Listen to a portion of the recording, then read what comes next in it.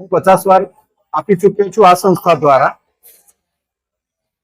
અને નેક્સ્ટ બીજી સંસ્થાઓમાં થઈને બધે થઈને કુલ 60 વખત અત્યાર સુધી મારું રક્તદાન થઈ ચૂક્યું છે।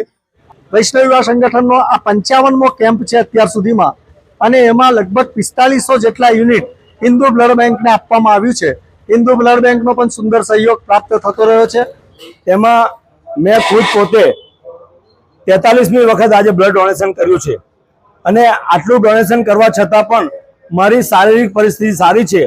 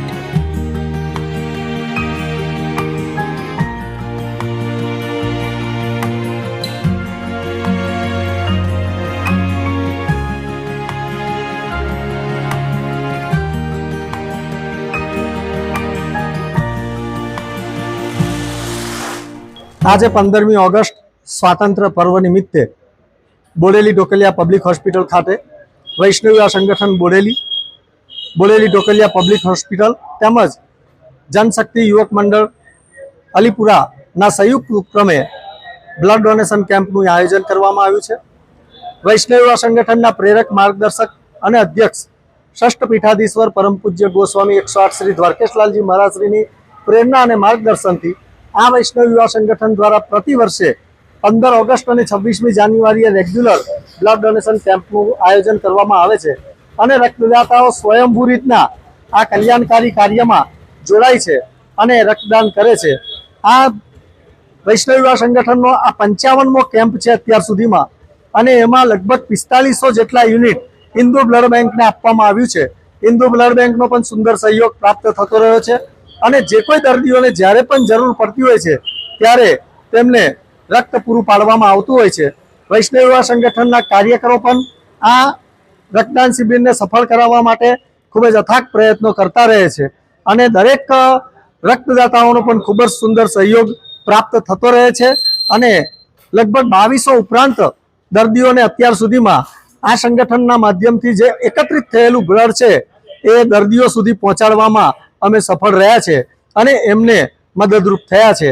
ત્યારે આજના આ સ્વાતંત્ર્ય પર્વે યોજાયેલા રક્તદાન શિબિરમાં જે રક્તદાતાઓએ બ્લડ ડોનેટ કર્યું છે એ રક્તદાતાઓનો પણ આભાર વ્યક્ત કરું છું અને સહયોગી સંસ્થાઓનો પણ આભાર વ્યક્ત કરું છું। મારા દીકરા નૂર મોહમ્મદના જન્મ વખતે 2001ની સાલમાં મારી વાઈફ નસીબને બ્લડની જરૂર પડી। તે પહેલા આપણને ભાન નહોતું, તે પછી ખબર પડી કે રક્તદાન વધુ જરૂરી છે।